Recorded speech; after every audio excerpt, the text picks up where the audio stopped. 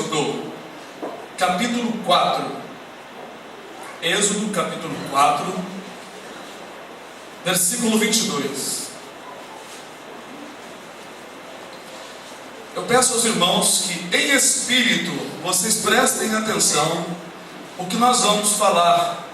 Já temos dito algumas vezes para os irmãos, mas hoje iremos falar um pouco mais com detalhes a respeito desse mistério da Bíblia, os primogênitos. Prestem atenção, que quem não entender, sinto muito, deve pedir ao seu entendimento, mas o que nós vamos explicar é maravilhoso. Então está escrito em Êxodo 4, 22: Então dirás a Faraó: assim diz o Senhor, Israel é meu filho, meu primogênito. Aleluia. Amém, irmãos? Amém. Poder sentar.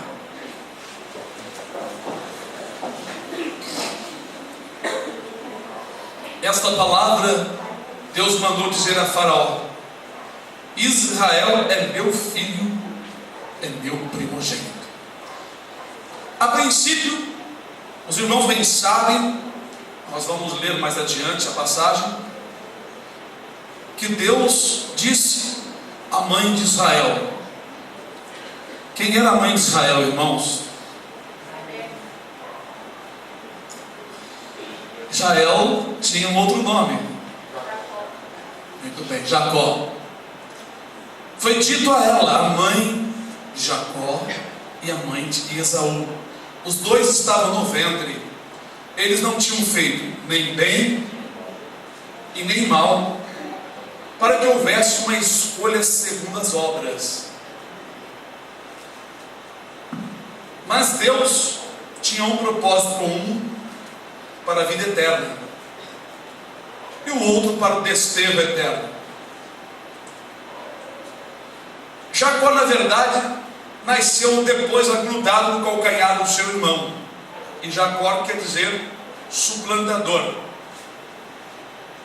Mas antes deles terem nascido, Deus disse à sua mãe que o menor iria servir o maior. Nós vamos ver isso também. Então o direito de primogenitura estava sobre o menor, por determinação divina. Não podemos questionar. Então quando ele disse, Israel é meu filho, é meu primogênito, e também porque da tribo, ou da nação de Israel, viria o Salvador do mundo, o primogênito de Deus. De um dos seus filhos, dos filhos de Israel, no caso a tribo de Judá, veio o legislador de Israel. Mas vamos falar um pouco também sobre primogênito. São duas palavras, primo e gênito. Primo quer dizer primeiro, gênito quer dizer gerado, primeiro a ser gerado, né? Os primogênitos representam os primeiros, aqueles que nascem antes, primeiro a ser gerado. Mas a Escritura, quando no passado Deus deixou para nós muitos textos para nós lermos e juntar com outros, o que muitos crentes não fazem. A Escritura é um quebra-cabeça. Quando Jesus pregou o Evangelho, não existia o Novo Testamento. Ninguém pode pregar o Novo Testamento perfeitamente e não conhecer o Antigo. Tem gente que nem sabe o que é um testamento. Os irmãos já sabem, pelo menos o Antigo, porque nós já estudamos isso. Eu tenho que estudar isso de novo, o que é um testamento. Mas os primogênitos então eram os primeiros a serem gerados. Este termo na palavra de Deus significa que todos os seus filhos são primogênitos. Preste bem atenção. Esse termo usado na Bíblia, primogênito, o direito dos primogênitos, os animais primeiros eram de Deus, as primícias ou primogênitos eram de Deus. Deus exigiu que se observasse isso com rigor. As coisas que ele mandava observar na lei sentido até o dia de hoje, elas estão de pé. Até aquelas duas colunas que vocês talvez já leram, uma chama Boaz e a outra chama, ninguém sabe. Ninguém sabe. Boaz e a irmã lá reclamou. Hã? Estou aqui. Quase. Boaz e Joquim. As duas colunas do templo enfeitavam ali, elas tinham um tamanho muito grande. O significado daquelas duas colunas, e depois vem a porta, irmãos, é coisa muito maravilhosa. Vocês precisam bastante ler algumas vezes esses textos, ficar pensando, meditando, tem muita coisa maravilhosa. Essas duas colunas têm muito a ver com textos, uma dica, hein? De Cantares de Salomão. Então, irmãos, Deus fazia questão que fossem observados os detalhes da lei, porque representavam coisas futuras, como Paulo disse, que tendo a lei a sombra dos bens futuros. O livro de Hebreus também ressalta isso. Se a lei tem a sombra, se a lei é sombra, cadê a realidade que está na frente, refletindo essa sombra lá no Velho Testamento? Aleluia! Então, o que significa mesmo o primogênito? Por que a exigência de Deus dos primogênitos? Porque Deus mandou dizer a Faraó: Israel, meu filho, é meu primogênito. Louvado seja o nome do Senhor. Esse termo, então, usado na palavra do Senhor em todas as épocas do passado, inclusive no Novo Testamento, né? Significa que todos os filhos de Deus são primogênitos, né? Porque receberam o Senhor Jesus em seus corações, porque Cristo é o primogênito de toda a criação. E sendo salvos, receberam o poder de serem feitos filhos de Deus. Raciocinem comigo, irmãos. Quando a pessoa recebe a Jesus, ele recebe o poder de ser transformado em filho de Deus. Automaticamente ele passa a ser primogênito, porque ele tem o primogênito dentro dele. Porque as coisas velhas passaram, você nasceu de novo, e você nasce novamente no estilo de Cristo, no sentimento de Jesus. Então, teu novo nascimento está em Cristo, você é primogênito. Estão entendendo? Não? Nascer de novo significa que você agora tem uma nova personalidade eterna, porque nós somos transformados, recebemos então o poder da primogenitura. Se Deus olhar para vocês e não ver a marca do Filho dele, o sangue do Filho dele em vocês serão confundidos. Agora, não preserve para vocês verem o que vai acontecer no finalzinho, ou quando pensar que quando fechar os olhos vai ser levado pelos anjos. Está cheio de crente indo para o inferno todos os dias, porque brincam muito com isso aqui, ó, a palavra de Deus. Eu estava mais uma vez olhando, não é, as imagens das grandes estrelas, depois daquela que eu sempre falo para os irmãos, a Antares, que é gigantesca. Existe mais umas 3 tão gigantescas que não dá para comparar a Terra. A Terra desaparece como uma poeira diante desta enorme, gigante estrela. O Sol fica uma migalha pequenininha. A Terra pertinho do Sol, mas é uma bolinha de um pingo de um lápis. E o Sol, diante dessas grandes estrelas, ele desaparece. Então, quem somos nós na Terra que já desapareceu perante as outras estrelas, grandes estrelas?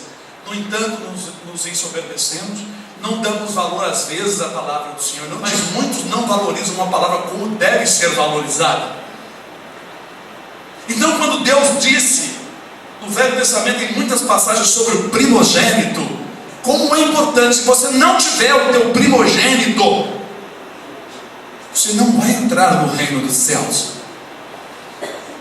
Isso é tão importante e é tão sério que o estudo nos abre mais a mente para nós entendermos que você tem que cuidar do teu primogênito.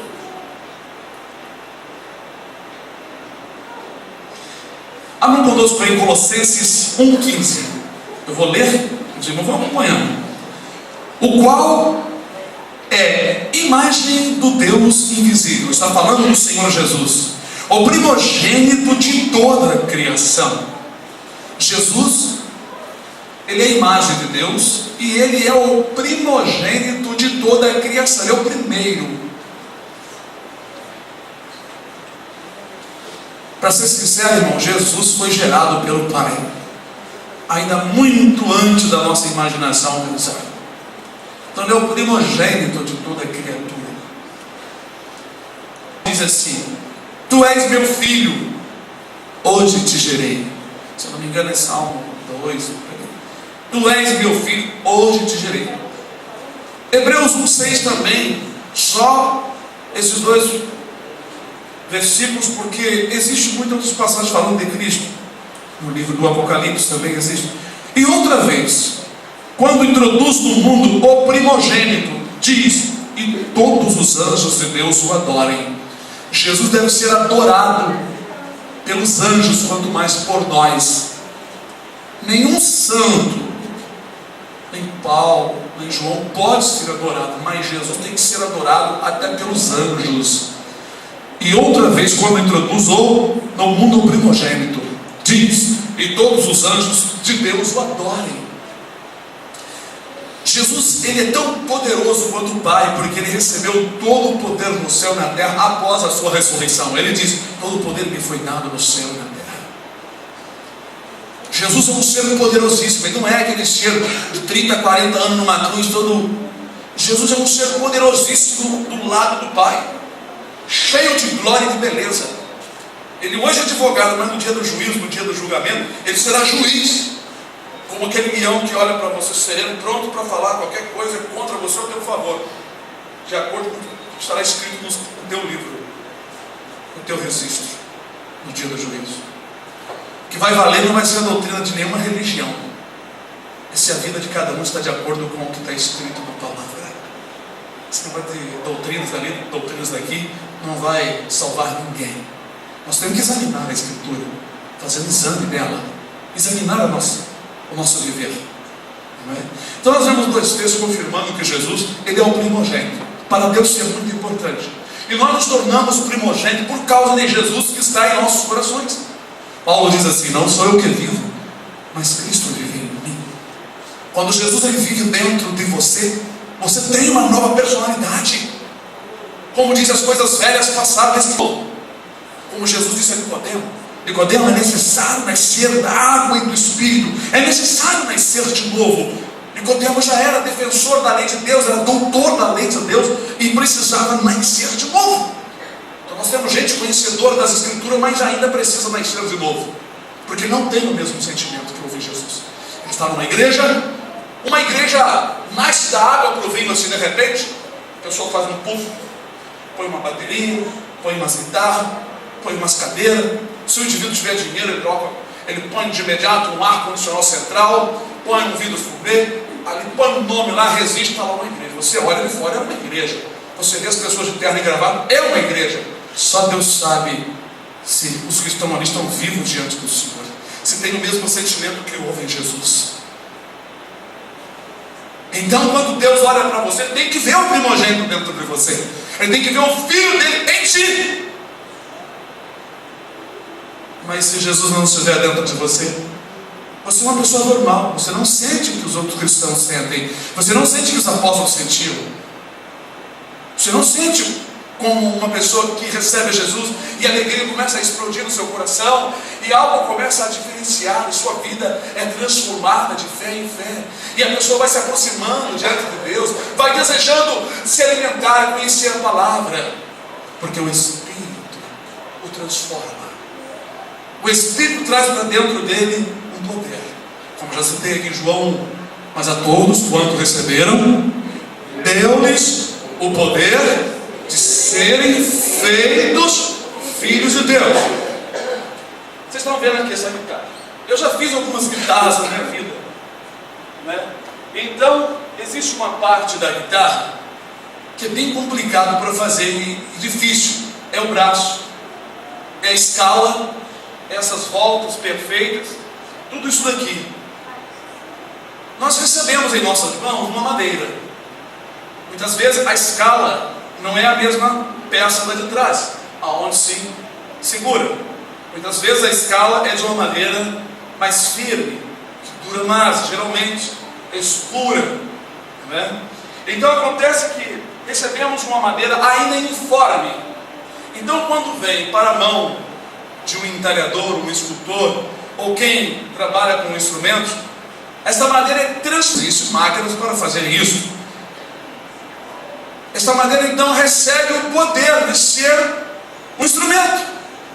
Assim somos nós, quando viemos para Jesus, o Espírito Santo nos toma em suas mãos e nos dá o poder de sermos feitos filhos de Deus. Acontece que entra dentro de nós uma nova personalidade. É como se colocasse uma criança dentro de nós. Não foi isso que Paulo disse aos Gálatas? Eu sinto dor de parto até que Cristo seja formado em vocês. Imaginem essa mensagem ao pé da letra. Será que Paulo estava achando que os irmãos iam gerar novamente, muitas irmãs seriam como Maria, iriam gerar outra criança como Jesus? Será que é isto? Será que haveria uma gravidez novamente? Não é nada disso. Paulo usa um termo simbólico, comparativo. Assim como uma mulher gera uma criança no seu ventre, uma pessoa que vem para Jesus, Jesus vai crescendo dentro dele. Isso significa que a palavra vai aos poucos sendo gerada como uma planta. A semente que vai germinando e vai crescendo. E esta palavra é Cristo. E Cristo é o primogênito. Junto com o nosso novo ser, nossa alma, nosso espírito. E nós recebemos então essa nova personalidade, esse novo sentimento. Por isso que devemos fazer um exame. Será que realmente eu não estou morrendo? Será que eu tenho o mesmo sentimento de Jesus? Ou só estou buscando proveito próprio? Eu quero que as pessoas me aplaudem, eu quero que as pessoas me vejam, eu quero ser vaidoso, eu quero ser conhecido. É isso que Jesus fez? Isso havia nos apóstolos? O exame deve ser feito mediante o que você aprende e o que vocês estudam. Não sejam enganados com falsos discursos, com pessoas que querem elogiar as outras, mas não querem apresentar a vocês o verdadeiro evangelho. O verdadeiro cidadão celestial não está sendo ensinado nas igrejas. São poucas igrejas que falam e explicam como é ser um verdadeiro cristão, um cidadão celestial. O primogênito, vamos voltar novamente sobre o primogênito. O primogênito passou a ser o símbolo da nossa nova personalidade em Cristo Jesus. E é também simbolizado como uma criança do nosso novo nascimento espiritual. Morre em nós o velho homem, aleluia, nascido em Adão. Vocês sabem que essa nossa velha natureza começou lá, para o nosso entendimento da terra, começou lá no Éden. E nós somos copiadores, viemos com genes de Adão, do pecado, da transgressão. Então o velho homem nascido em Adão morre, e um novo homem nasce segundo a natureza de Jesus, o Filho de Deus. Paulo até usa uma expressão no livro de Romanos. O primeiro Adão foi feito alma vivente, o segundo Adão foi feito espírito vivificante. Ou seja, o primeiro Adão foi o Adão natural, foi feito uma alma vivente, não guardou o conselho de Deus, tornou-se uma pessoa muito vulgar, no pecado, nas transgressões. O segundo Adão é Jesus. Lembram daquele homem que Deus mandou ele matar o segundo boi do seu pai? Então se relaciona com o que Paulo falou: o primeiro boi e o primeiro Adão, o segundo boi é Cristo. Se vocês não sabiam, estão sabendo agora. Se alguém ficou na dúvida do outro dia que eu falei, então agora vocês estão sabendo. Eu vou falar quem foi que Deus mandou matar o segundo boi do seu pai. Depois vocês leem. Vamos procurar na escritura, tem internet lá. Não vou dar cola, não, né? Vamos abrir em Deuteronômio, capítulo 15, versículo 19. Está escrito: todo primogênito que nascer das tuas vacas e das tuas ovelhas, o macho, santificarás ao Senhor teu Deus. Com o primogênito de teu boi não trabalharás. O primogênito das tuas ovelhas. É uma lei do Velho Testamento. Vocês sabem essa exigência de Deus toda? não podia arar com o primogênito das vacas, não podia tosquear o primogênito das ovelhas, era do Senhor. Aqueles animais simbolizavam o Filho de Deus, aleluia, que era de Deus, que ninguém ia pôr as mãos em Jesus, ninguém ia derrotar Jesus, ninguém ia acabar com Jesus. Ele morreu no corpo físico, mas espiritualmente permaneceu. Então, quando Deus deu a lei a respeito de que todo primogênito era dele, porque simbolizava Jesus e simbolizava a sua igreja, o seu povo. Israel é o meu primogênito. Então o Senhor, ele exigia que na lei se observasse isso com amor, mas rigorosamente, para que ficasse, irmãos, um sinal notório. Isso foi deixado para nós como pistas. Irmãos, são mistérios da Bíblia. Eu estou falando para vocês segredos da Bíblia, mistérios escondidos, ocultos em leis, em assuntos que têm sido jogados no lixo por muitas igrejas. Muitos satanistas, pessoal da maçonaria, eles sabem a importância do templo de Salomão, as colunas ali, o Asa, Joaquim, eles sabem muitas coisas que muitos crentes não param para estudar. Vocês sabem que o templo tanto representa a Jesus como Deus e como a igreja? E vocês sabem que a igreja é representada por uma mulher? Vocês mulheres foram criadas para simbolizar o povo de Deus, porque Deus precisava ter criado a mulher para gerar seres humanos. Se ele quisesse, teria feito um ser, e a pessoa iria fazer outra pessoa como Deus fez, tirou do pó da terra, soprou, e ali a pessoa passou a viver. Como no céu não tem mulher, não tem varoa, Deus só fez vocês varoas, do jeito que vocês são. Tudo que acontece na vida das mulheres, até nas coisas do sentimento, das fraquezas, é comparado à igreja. As partes do corpo da mulher é comparado à igreja. Só que são segredos que não dá para falar para todo mundo. Não dá para colocar em internet para todo mundo ficar ouvindo. Vamos guardar os mistérios, alguns mistérios, para os mais exercitados na palavra de Deus. Então era de grande importância observar esse mandamento aqui: todo primogênito que nascer das tuas vacas, das tuas ovelhas. Você sabe. Bendito seja o nome do Senhor. Deus deixou, irmãos, muitas pistas no Antigo e no Novo Testamento para nós entendermos o significado de conservarmos a nossa criança ou primogênito em nós, Cristo. Vocês sabem, a Bíblia é cheia de quebra-cabeça. É por isso que muitas pessoas acham que a Bíblia foi escrita por homem comum, cheia de códigos, cheia de coisas que não se encaixam. Às vezes um texto, você está lendo um assunto e ali foge de repente o assunto por um outro ângulo e você se perde no caminho. Mas Deus já deixou de propósito. Ele usou os profetas do passado para falar coisas daquela época e do futuro na mesma profecia. Então tem que haver a revelação. A luz tem que acender, senão você não capta, não entende, não consegue receber. E se for ler na carne, na sabedoria humana, de faculdade, não adianta, não vai conseguir. É por revelação. Jesus disse: Pai, graças eu te dou porque ocultaste essas coisas dos sábios e inteligentes e revelaste aos pequeninos. Se ele disse que revelaste aos pequeninos, então tem coisas na Bíblia que realmente precisa ser revelado. A luz precisa se acender. Mas Deus tem iluminado os nossos corações e de alguns na face da terra para dar o entendimento.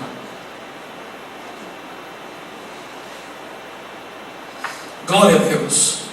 Vamos ver então, irmãos, algumas pistas. Vamos ver alguns segredos, alguns mistérios ocultos. Vamos ver alguns sinais que indicam que isso está se falando daquele assunto. Vamos então para Êxodo 12, versículo 23, versículo 29.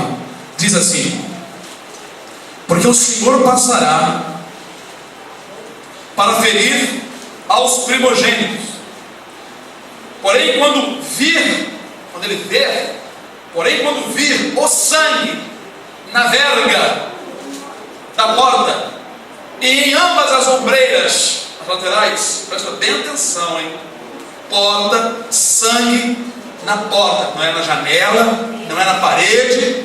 Preste atenção nos detalhes. O Senhor passará naquela casa, naquela porta, e não deixará o destruidor entrar em vossas casas para vos ferir. Se o destruidor passasse e não encontrasse o sangue na verga e nas ambas as ombreiras, o destruidor na casa dos judeus iria ferir o que, irmãos? Primogênitos. Vão guardando, hein? Vai arquivando aí no cérebro, na memória. A memória de vocês é quanto? É de 500, 1 GB, 2 GB? Como é que é essa memória de vocês? Arquivando aí, presta atenção no que eu estou falando. Olha, detalhes, hein? Destruidor, detalhe, destruidor, porta carimbada, presta bem atenção, selada, selo, carimbo, porta selada com sangue. Sangue de quê? Lembrem? Sangue de quê? Não lembrem? Do cordeiro morto naquele dia. A que horas? 3 horas da tarde. Irmãos, fiquem atentos. Mensagem, o Velho Testamento está cheio de evangelho. Mensagem do evangelho. Irmãos, cordeiro morto, com o sangue desse cordeiro, a verga e as ombreiras manchada, selada com sangue, de forma que quando o destruidor passasse e visse o sangue, ele nem iria tocar, nem iria dar uma batidinha para dizer boa noite, boa tarde, ou seja o que fosse. Aleluia. Versículo 29. E aconteceu à meia-noite que o Senhor feriu a todos os primogênitos na terra do Egito, desde o primogênito de Faraó, que se assentava em seu trono, até o primogênito do cativo, que estava no cárcere, do prisioneiro, e todos os primogênitos dos animais. Aleluia. Aleluia. Todos os primogênitos daquela noite foram mortos, porque eles não tinham uma proteção, eles não tinham o sangue do cordeiro. Aquele cordeiro foi imolado às 3 horas antes das tarde, no caso, das 3 horas da tarde, para que o sangue servisse de proteção àquela casa, àquela porta, para que o primogênito que estivesse dentro de cada casa não fosse destruído. Aleluia.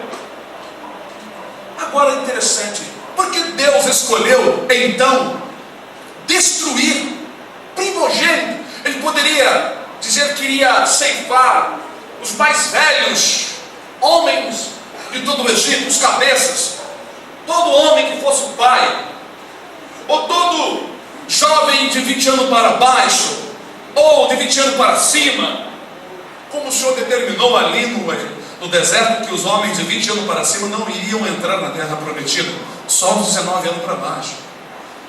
Porque Deus escolheu então os primogênitos. Não foi maldição, nem foi destruição dita por Moisés, por vontade de Moisés. Foi o Senhor que mandou Moisés dizer ao povo. Então nós vemos nesses dois textos, nessa história, pistas, como está escrito aqui, mistérios da Bíblia, os primogênitos. A Bíblia é cheia de mensagens escondidas nos textos, nas histórias, que muitos irmãos, ao ler a Bíblia como um livro e não pedem ao Senhor a revelação, ficam sem o conhecimento. Mas vamos lá os detalhes. O cordeiro foi morto às 3 horas. Houve uma exigência para o cordeiro. Quem lembra? Vocês lembram? Não podia quebrar um osso do cordeiro. Aleluia. Não poderia ser feito cozido, só assado no fogo.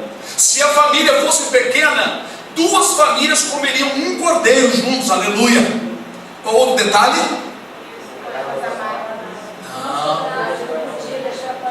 Não podia deixar a carne nem nada do cordeiro para o outro dia. Deus exigiu rigorosamente, porque tudo ali se tratava de salvação. Se trata de hoje da obra que o Senhor Jesus fez na cruz do Calvário. E hoje ainda está de pé, porque o destruidor ainda está andando por aí. E as casas somos nós. E o primogênito é a tua nova personalidade, a criança. É o que Paulo diz: eu sinto dor de parto até que Cristo seja formado em vocês. E o sangue na verga da porta é o Espírito de Deus que te protege. Se vocês não sabem, o sangue de Jesus é o Espírito Santo. Nós só conhecemos há muitos anos, poucas igrejas sabem disso. O sangue que você toma aqui na Santa Ceia, aquele suco de um representativo, simboliza o Espírito. Porque assim como o sangue é a vida da carne, assim o Espírito Santo dá vida à palavra no coração das pessoas. Por isso que quando ele se apaga, a pessoa fica só com a palha seca. As 5 virgens loucas, que o azeite, o Espírito Santo acabou. Então suas lâmpadas apagaram, a palavra apagou. Você não consegue entender. Você tem conhecimento das histórias, você tem a decoração dos textos bíblicos, mas você não entende. Você fala, mas ninguém sente o poder, porque não tem unção mais, não tem óleo. Mas, gente, o sangue acabou, não tem sangue mais. Está morto o animal. A porta é a sua vida, a sua alma, o seu coração. O destruidor, irmão, tem passado na vida de muita gente e tem tirado os primogênitos. Vou contar para vocês um sonho rapidamente. Uma certa vez um irmão do quartel, do exército, eu já contei isso para vocês. Ele sonhou e contou ao pastor onde nós estávamos na época. Eu não estava pastoreando aqui ainda, isso tem mais de 20 anos. Então, ele sonhou que alguém chegava para ele e apanhava a sua criança. E ele ficava sem a criança, ele desesperado. Então ele foi e conseguiu, tomou a criança de volta. E ele ficou alegre que estava com a criança de volta. Mas enquanto que ele estava com a criança, não sei o que aconteceu, veio a pessoa novamente e tomou a criança. E ele acordou e ficou sem a criança.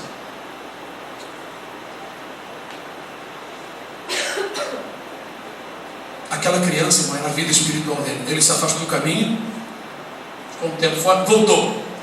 Ficou pouco tempo na igreja, se afastou, até hoje não sei se ele voltou. A criança é a tua vida espiritual, é o teu primogênito. Guarda o que nós estamos estudando. A criança é o teu primogênito. Será que vocês todos têm criança? Será que todos têm? Se vocês pensam que é uma brincadeira quando eu peço a vocês a pedir para que vocês orem a Deus, para Deus mostrar como está a tua criança. Não é brincadeira não, irmãos.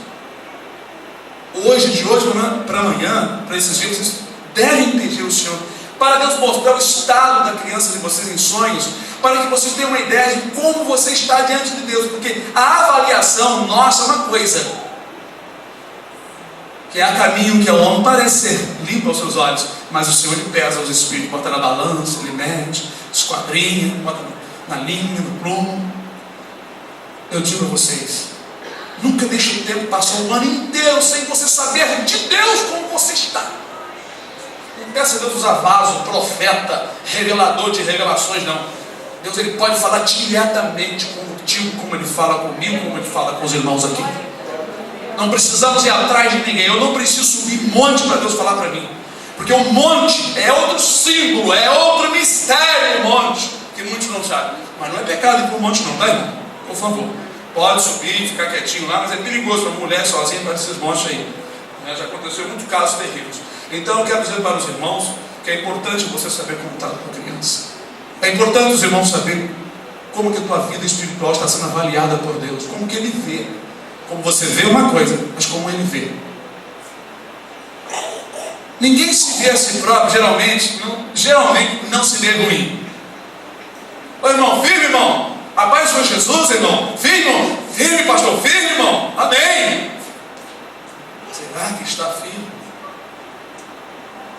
Será? Será que ele está firme como aquela casa que Jesus disse, aquele que ouve as minhas palavras e as pratica? Eu vou comparar um homem que construiu sua casa sobre a rocha e veio o vendaval e bateu a chuva e deu muita corrente naquela casa e não pôde derrubá-la porque ela estava fundada na rocha. Ainda Ainda em 1 Reis 3, versículo 25, está escrito assim: e disse o rei, lembra da história de Salomão? Quando duas mulheres tiveram um problema com criança, disse então o rei, no caso aqui é o rei Salomão: dividi em duas partes o menino vivo, e dai metade a uma e metade a outra. Aqui nós temos novamente outra pista, falando sobre criança, primogênito. Essas mulheres dormiam juntas, todos já sabem da história, e uma dormiu sobre sua criança, rolando, e matou a sua criança. E acordando e vendo que seu filho estava morto, mansamente pegou a criança morta e colocou do lado da sua amiga, empanhou a criança da sua amiga e colocou diante dela, e ficou quietinha. De manhã, quando ambas acordaram, ela pegou a criança viva e ficou com ela. A outra, quando olhou para a criança, viu que o seu filho estava morto, ficou apavorada. Mas quando olhando bem, percebeu que não era a sua criança. Aleluia. Ninguém pode ficar com a criança do outro, né? Só quem rouba as crianças é o Satanás. Ele veio para roubar, matar e destruir. Então ambas foram diante de Salomão para que a questão fosse resolvida. Ali Deus provou também ao povo de Israel e a Salomão, que ele tinha dado sabedoria a Salomão para julgar e dirigir o povo, como Salomão pedia a Deus. Aqui ficaram com o filho vivo, disse que o filho era dela, mas a outra disse: não, o morto é o dela, esse aí é o meu. Era um caso difícil, como é difícil de se julgar. Mas então, Salomão, muito sério, certamente com aqueles homens ali, ninguém estava brincando, ninguém estava dando risadinha uns para os outros, todo mundo sério ali. Salomão mandou trazer uma espada. Trazei-me uma espada. A minha irmãos, não é igual esses filmezinhos. Trazei uma espada, traz uma espada lá para mim, traz aqui, cara. Vamos dar um jeito aqui. Não, trazei uma espada, para o céu, uma baita de espada. Bota a criança no meio, dá uma metade para uma e dá uma metade para outra, e o problema fica resolvido. Com certeza, irmãos. Então, eu acredito até que o homem levantou para poder. Até tem um filme que o homem que levanta a espada, ele olha assim, né? Que é muito ruim matar uma criança friamente para dividir o meio. Mas a mãe, que era mãe, sentiu no seu espírito, suas entranhas se comoverem, porque o filho era dela e não era da outra. E ela disse: de maneira nenhuma mate a criança, dê para ela, fica com ela o filho. A outra, que não tinha sentimento, olha irmãos, a mensagem. Essa mensagem existe, ela está de pé. Não morreu na cruz do Calvário, como diz aí muitos crentes que não sabem, para mim, não sabem nada das Escrituras. A outra disse: não, nem eu e nem dela, divide a metade para cada uma. Salomão pediu para essa outra aqui, porque ela é a mãe. Aleluia. Dá vontade de chorar, porque houve uma alegria, o povo ali se alegraram, aqueles homens se alegraram, que ia matar se alegrou, todos se alegraram. Eu creio que até Salomão sentiu um alívio quando aquela ação dele fez manifestar o desígnio do coração. Às vezes Deus bota você à prova para testar a sua vida, para você manifestar os seus sentimentos. Mas eu vou falar agora sobre as duas mulheres. As duas mulheres. Não vou provar por A mais B, porque eu não vou estudar sobre mulher hoje. As duas mulheres. Uma representa a mulher do diabo. Não quer dizer que a mulher era satânica, mas aquela que as suas entranhas não se comoveram, não teve sentimento nenhum, representa todos os perdidos que não estão nem aí que seu filho está morrendo, não está. Que o seu primogênito estão morrendo, não estão preocupados. A outra não queria que seu filho morresse, ainda que não ficasse no seu domínio mais. Mas por ela ter sentimento como teve no Senhor Jesus, ela recebeu de volta o seu filho. Significa que a igreja de Jesus, todos os seus filhos, os filhos de Deus, todos eles, como o Senhor disse: não maltratei o meu povo, Israel é meu filho, Israel é meu primogênito, aleluia. Êxodo 4:22. Aquela mulher representa a igreja que ela sai diante do julgamento, do dia do juízo final, com a sua criança, o seu novo ser, sua nova vida, o seu primogênito. São enigmas da Bíblia. Mistérios da Bíblia, mistérios, segredos, ocultos a milhares e milhões de pastores. Alguns até receberam e pregam sobre essas duas, mas as duas mulheres, uma representa a mulher casada que trata nas coisas do mundo de como agradar o seu marido, que ela já está casada com o marido, que é o diabo. As núpcias de Satanás é aqui na terra. Depois que acabou isso aqui, acabou o festival, acabou as danças, acabou a festa de casamento, acabou tudo. Mas a igreja do Senhor Jesus, ela é considerada como uma noiva. A noiva de Cristo. Uma representa a casada, outra representa a solteira. É igual ao Provérbio 14, a mulher sábia edifica a sua casa, mas a tola derruba com suas próprias mãos. Novamente as duas mulheres. Provérbios 31, mulher virtuosa. Tudo é referente à igreja. Não vamos falar sobre mulher hoje, glória a Deus, senão o tempo não dá. Não vai dar para terminar, meu Deus. Ainda a viúva de Sidom, lembra da viúva de Sidom? Que sustentou Elias. Seu filho morre e ressuscita em 1 Reis 17, 12. Não vou ler lá não, mas o irmão conhece a passagem. Aquela mulher viúva que ia morrer, iria morrer com o seu único filho. Aquele filho representa o primogênito, representa Cristo, representa a criança. E ela, viúva, porque simbolicamente nós também somos como viúvas, porque Cristo morreu, mas nós vamos casar, nós somos noiva também, porque Ele já ressuscitou. As viúvas da Bíblia representam quando a igreja ela sofre a perda de Jesus quando Ele morre. Semelhantemente a viúva de Naim, como eu falei outro dia para os irmãos, preste atenção, irmãos, a viúva de Naim, Jesus chega, ela ia enterrar o filho tinha morrido, o filho ressuscita, a mulher viúva, não tinha marido, o marido tinha falecido. Ali estava Jesus, o marido, ali estava o filho, o primogênito, ele mesmo. Essas cenas, elas são pistas para nós entendermos o plano de Deus em ressuscitar o seu filho, em não deixar a viúva sem o filho, e a viúva é amparada. Aleluia, glória a Deus.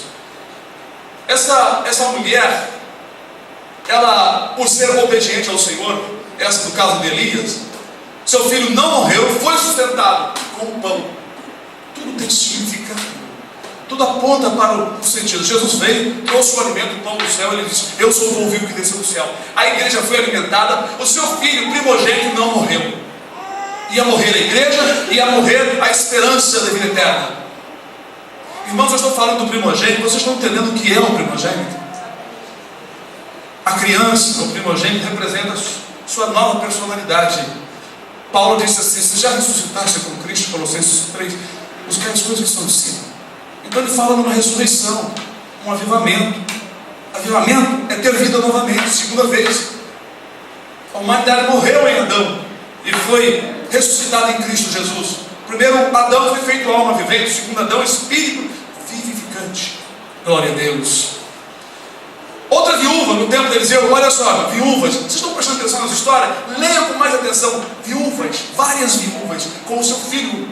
Viúva que não, no caso aqui, essa outra aqui não é viúva, essa outra aqui é uma senhora já de idade, né? Perdão. Mas tem vários casos sobre viúvas, mulheres já velhas, não tendo filho nenhum, não é? E na velhice recebe um filho. Lembra de Eliseu, quando uma mulher grave fez um quarto para ele em Gease, e Eliseu disse assim: o que eu vou fazer com essa mulher? Tem tratado a gente com tanto desvelo. E o Gease disse: o marido dela são idosos, ele não tem filho. Aí Eliseu chamou: olha, assim diz o Senhor, por esse tempo de vida tu abraçarás e darás à luz um filho. Não minta o meu Senhor para a tua serva. E assim foi, né? Ela já idosa, o marido idoso, tiveram um filho na idade avançada.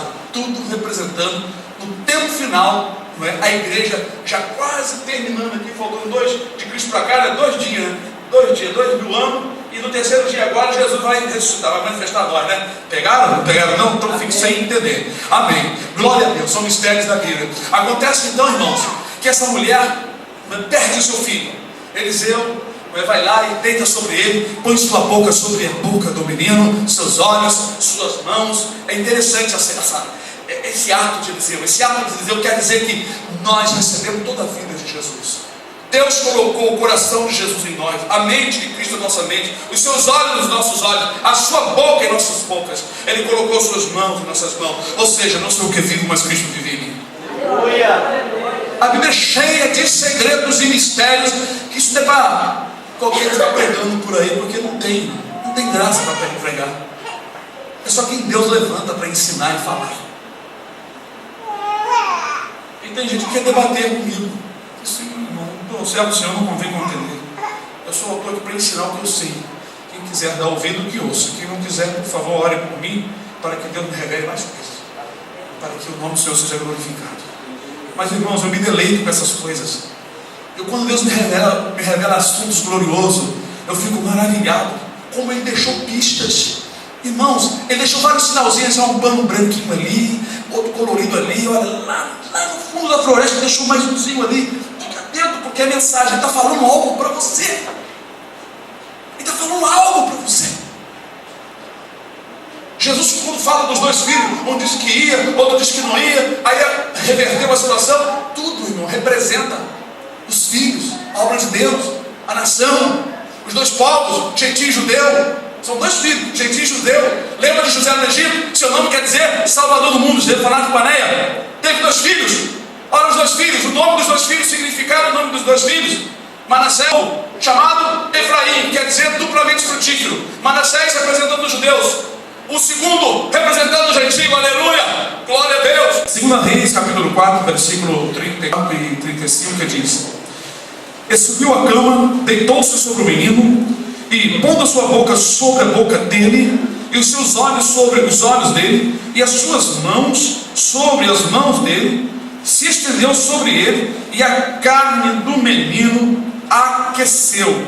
Depois desceu e andou naquela casa de uma parte para a outra, e tornou a subir, e se estendeu sobre ele. Então o menino espirrou 7 vezes e abriu os olhos. Até esses espirros aqui não aconteceu por um acaso. Esses 7 espirros, vocês sabem, quando a pessoa espirra, ele põe alguma impureza, algo que incomoda para fora. Os 7 espirros é igualmente os 7 mergulhos de Naamã. Quando terminam os 7 espirros, quando terminam os 7 mergulhos, quando o moço do profeta Elias acaba de lá ver se vinha uma nuvem de chuva, e 7 vezes ele torna lá, na última vez vinha uma nuvem de chuva parecendo uma mão.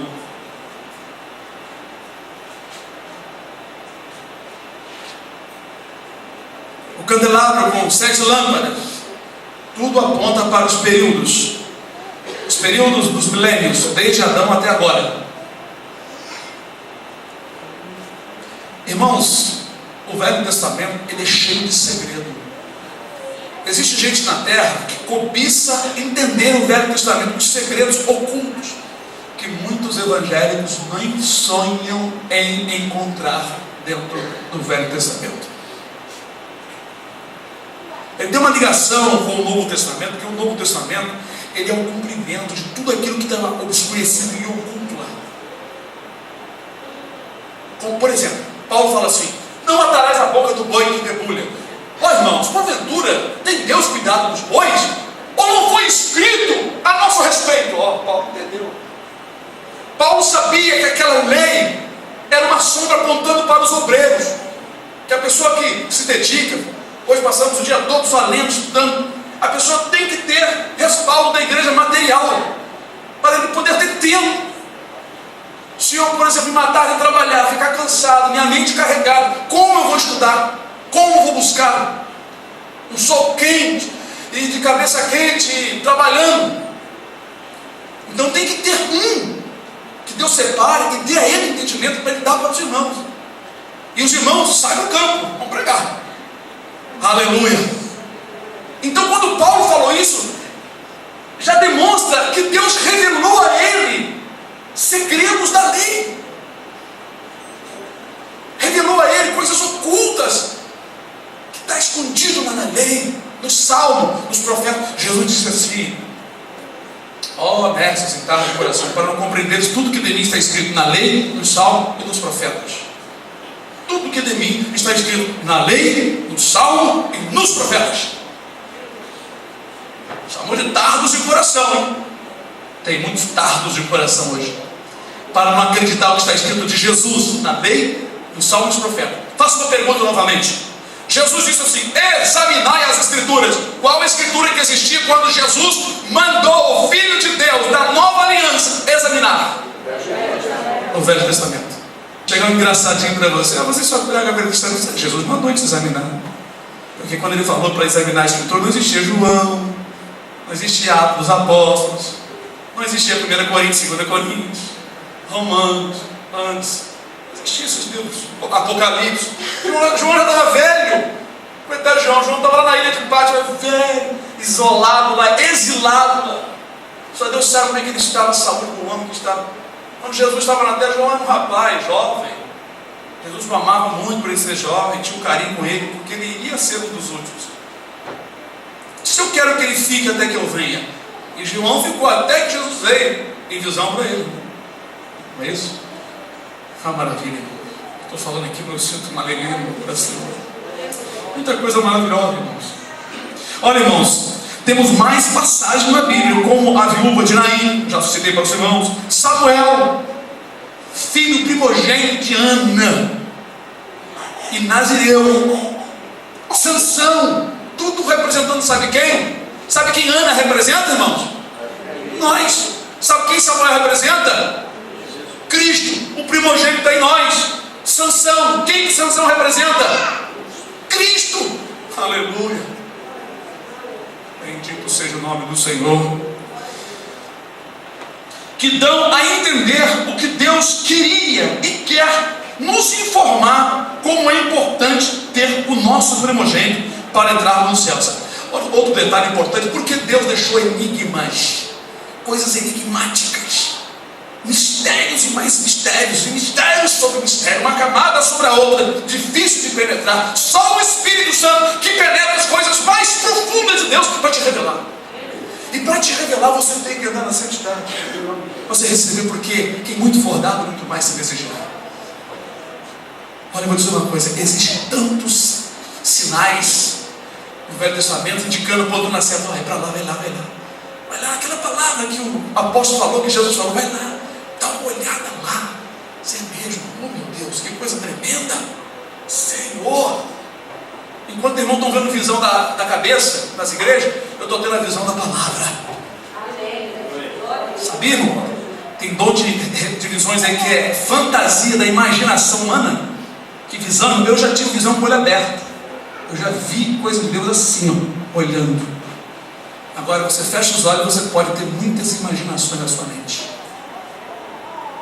Aleluia. Glória a Deus. Se nós não conservarmos a nossa criança, poderemos perdê-la, como alguns perderam a sua primogenitura para o seu irmão menor. Irmão, vocês estão em Cristo Jesus? Se é que vocês estão bem mesmo firmes, quem pode dar uma comprovação disso é o Senhor para vocês mesmos. Eu não posso dizer para vocês, todos vocês vão entrar no reino dos céus. O dia de amanhã pertence a Deus. Nem posso dizer se amanhã eu vou estar na presença de Deus.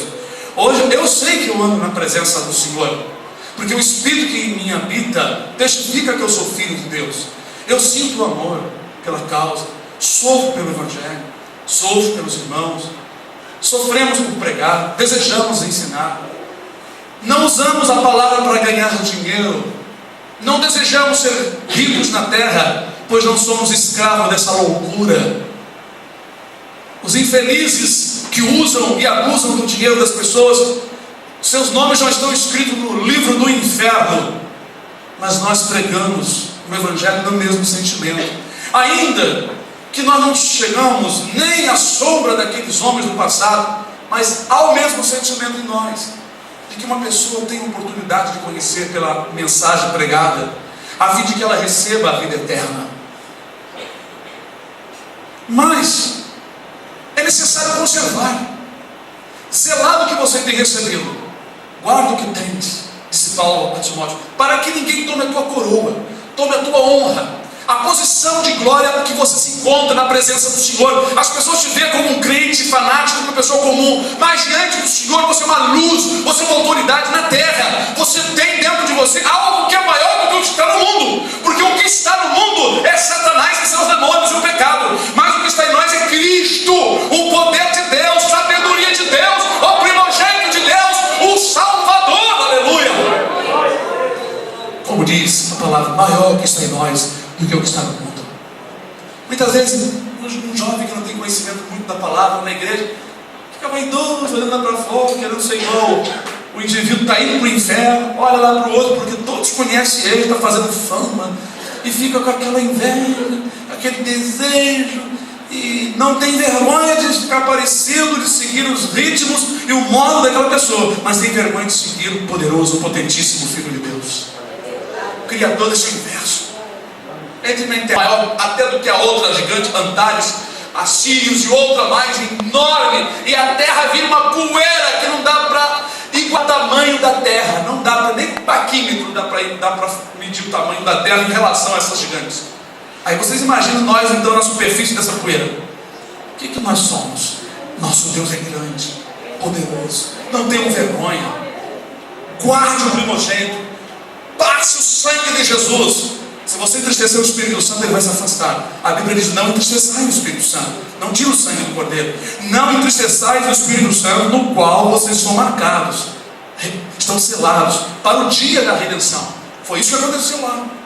Na noite da redenção, eles tinham que estar selados, marcados, porque o destruidor passou, não destruiu a casa dos judeus, não destruiu os primogênitos, e quando foi raiando o dia, antes de raiar o dia, eles já estavam arrumando tudo para ir embora, porque Faraó mandou chamar eles cedo, e mandou todo mundo sair. Aleluia. Sabe o que significa aquela saída ali do Egito? Significa o arrebatamento da igreja. A gente estamos nos preparando, já estamos saindo, já saímos do Egito, estamos aqui para atravessar esse mar, terminando, e daqui a pouco nós vamos chegar em Canaã. Mas precisa a verga da tua porta, do teu coração, o Espírito Santo. Ele é a cor vermelha, ele é o sangue que fala mais do que o de Abel, porque o de Abel foi um sangue de cordeiro simbólico, mas o sangue de Jesus está falando pela boca de todos vocês e pela minha boca nessa noite, que é o Espírito Santo de Deus.